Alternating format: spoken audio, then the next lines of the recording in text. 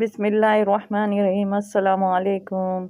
सबसे पहले दुरूद पाक अल्लाहुम्मा सल्ली अला मुहम्मदिन व अला आलि मुहम्मद। कैसे हैं व्यूअर्स? उम्मीद करती हूँ आप खैरियत से होंगे। मैं भी खैरियत से हूँ। और क्या हाल है? आज आपसे एक इशू पर बात करनी है जो कि बहुत कॉमन इशू है और सबका ये वो एक मसला है। मसला मतलब यानी कि वो बहुत बड़ा मसला बना हुआ है हम लोगों के लिए, लेकिन उसका कोई हल ही नहीं निकल रहा है और हम सब परेशान हैं। सब पाकिस्तान की पूरी आवाम परेशान है। हाउस वाइफ, मजदूर तबका, अमीर गरीब सब परेशान है। अमीर तो शायद कम परेशान होंगे, अमीरों ने शायद हमें परेशान किया हुआ, ये तो कुछ पता नहीं है मुझे। आप ही लोग बताइए। अच्छा, अब बात ये हो रही है कि 2 दिन से आप लोगों से मुलाकात नहीं हुई, तबीयत ठीक नहीं थी। कुछ आँखों का मसला चल रहा था, चक्कर आ रहे थे, सर में दर्द था, तो वो जाके चेकअप करवाया। तो इस महंगाई का साथ मेरी आँखों ने भी दे दिया कि मेरी आँखों का नंबर बढ़ गया और अभी 3 नंबर चश्मा था, अब 4 नंबर चश्मा लगा कर बैठे हुए हैं। तो क्या करेंगे और हालात का तकाज़ा है। आँखों पे चश्मा नहीं लगेगा तो नज़र कैसे आएगा? आँखें बहुत ज़्यादा वीक हो गई हैं। तो इस टॉपिक पर आते हैं। वो ये है कि ये जो महंगाई है ना, इसको लेकर के आजकल जो है बहुत कुछ हो रहा है। यानी कि घरों में जो है ना, घर का सुकून ख़राब हो गया। घर का सुकून ऐसा ख़राब हो गया, मन बेचारे जो है कमा कमा के थक गए हैं। मजदूर तबका सुबह जाते हैं, दिलो जान से मेहनत करते हैं, सर तोड़ मेहनत करते हैं, बेचारे जो उनको मिलता है घर में लाते हैं, तब भी पूरा नहीं हो रहा है। इसका दर की महंगाई है। पेट्रोल पंप पर जाओ, बाइक पे पेट्रोल डलाओ, रोज़ाना एक नया कीमत होती है उसकी, बढ़ी हुई, कम नहीं। मार्केट में जाओ, कोई चीज़ भी आप खरीदेंगे ना, उसकी कीमत ऐसी होगी। भाई टमाटर प्याज की क्या औकात हुआ करती थी, अब टमाटर प्याज लेंगे तो आप सोचेंगे कि उसकी कीमत सुन के ही हैरान हो जाता है इंसान। लेकिन इन बातों से का कोई हल ही नहीं है। ये तो रोज़ाना एक नए रेट के साथ आएंगी और हमें ख़रीदनी है। ये रोज़मर्रा की ज़रूरियात की चीज़ें हैं ना, तो ये तो हमें ख़रीदनी पड़ेंगी। अच्छा, मज़दूर मर्द है या औरत है, तो वो जब कमा कमा के थक जाते हैं, सिंगल पेरेंट्स लेडीज़ है वो, ब्लड प्रेशर की मरीज़, हार्ट पेशेंट, हॉस्पिटल भरे पड़े हैं, बीमार हो रहे हैं, महंगाई को लेके परेशान हो रहे हैं। इससे क्या होगा? कुछ भी नहीं होगा। टेंशन लेने से तो कोई हल ही नहीं है, कोई हल ही नहीं निकल रहा ना। टेंशन लेने से मज़ीद डॉक्टरों की चांदी लग जाती है, आप जाते हैं हॉस्पिटल में पड़ जाते हैं और मज़ीद आपका बजट आउट हो जाता है और आपके जहाँ 4 रुपये रोज़ का खर्च होते हैं, वहाँ पे 8 रुपये 12 रुपये खर्च होने लग जाते हैं, क्योंकि बीमार पे तो ज़्यादा खर्च होता है ना। अब ये भी मसले हम खुद ही पैदा कर देते हैं कि बीमार जो है, सोच सोच के हम लोग बीमार हो जाते हैं, फिर हॉस्पिटलाइज हो जाते हैं, फिर उसका बजट अलग होता है, हमारा सारा सिस्टम आउट हो जाता है। तो ना ये चाहिए कि लोग खुदकशी की तरफ जाने लग गए। अरे क्या हो गया है मेरे भाई? हम लोग मुसलमान हैं, हमारे इस्लाम में खुदकशी हराम है। अल्लाह पाक फरमाता है, ज़िल्लत की ज़िंदगी जियो, इज़्ज़त की मौत मारो।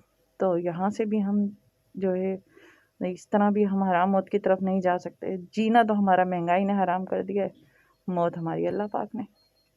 बहरहाल हमें अब जीना है हर हाल में। अब जब हमारे शौहर हो गया, बेटे या हम खुद कमा के जब घर में आ रहे होते हैं, तो घर में आके हमें एक बहुत यानी कि घर का माहौल ख़राब नहीं करना है इस महंगाई को लेकर के। हम जहाँ 3 टाइम रोटी खाते थे ना, अब वहाँ 2 टाइम चल रहा है ना। तो 2 टाइम अगर नहीं हो रहा है ना, तो 1 टाइम खाइए, लेकिन घर का माहौल ख़राब नहीं कीजिए। शुक्र अल्लाह पाक का कहकर जो है घर का गुजारा कीजिए। ऐसे भी घराने हैं, अल्लाह ताला उनके लिए आसानियाँ करे जहाँ 1 टाइम का भी नहीं कुछ सिस्टम है। अब महंगाई के हालात ऐसे हैं, कमाने वाले हैं, 10-10 खाने वाले हैं। कहीं ऐसे अल्लाह पाक ने खुशहाली दी हुई है कि 10 के 10 ही कमा रहे हैं, फिर भी नहीं पूरा हो रहा। बहरहाल आजकल शादियाँ हो रही हैं, महंगाई को लेकर के शादियाँ टूट जाती हैं। 100% शादियों में से जो है 80% जो है वो ख़त्म हो जाती हैं इसी महंगाई को लेकर के। बच्चियाँ शादियाँ होकर जाती हैं, वो एक्सेप्ट करती हैं, हमें ये चाहिए, हमें वो चाहिए, हमें ये। शादी के 1 साल के बाद ही बच्चे हो जाते हैं, फिर वो बच्चों की जो है अखराजात बढ़ जाते हैं। मर्द की इनकम जहाँ महदूद थी वहीं तक महदूद है, वहाँ वो जो बेचारे खर्चे उठा सकते हैं बस उतने ही उठा सकते हैं, उससे आगे वो फिर सर पकड़ के बैठ जाते हैं। तो हम भी तो कुछ करें ना। हम लोग भी तो अपने शौहरों का साथ दे सकते हैं, भाइयों का साथ दे सकते हैं, अपने बाप का साथ दे सकते हैं, तो बेटे का साथ दे सकते हैं। हम भी तो कुछ जानते होंगे ना, या हम लोग सिर्फ खाना जानते हैं और काली रोटी और जो है बर्तन तक, बस यही तक महदूद हैं। हमारे हाथ में भी तो कोई हुनर होने चाहिए, जो आज इस दौर में, महंगाई के दौर में, वक्त का तकाजा है, हालात का जो है ये तकाजा है, वक्त की डिमांड है कि अब हम लोग भी कुछ करें, घर में करें, बाहर निकल के करें। जैसे भी हम लोग कुछ अगर वर्किंग कर सकते हैं, 2 पैसे अगर इज्जत से आ जाएं, तो हम अपने घर में जो है उसको थोड़ा सा नमक के बराबर, आटे में नमक के बराबर सहारा लगाते हैं, तो कुछ बोझ हमारे घर के मर्दों का भी हल्का हो जाए। या वो बेचारे कमा कमा के वो हल्कान हो जा रहे हैं, अखराजात जो हैं वो जो है बढ़ते जा रहे हैं कम होने के बजाय। तो हमें अब इसका क्या हल निकालना चाहिए?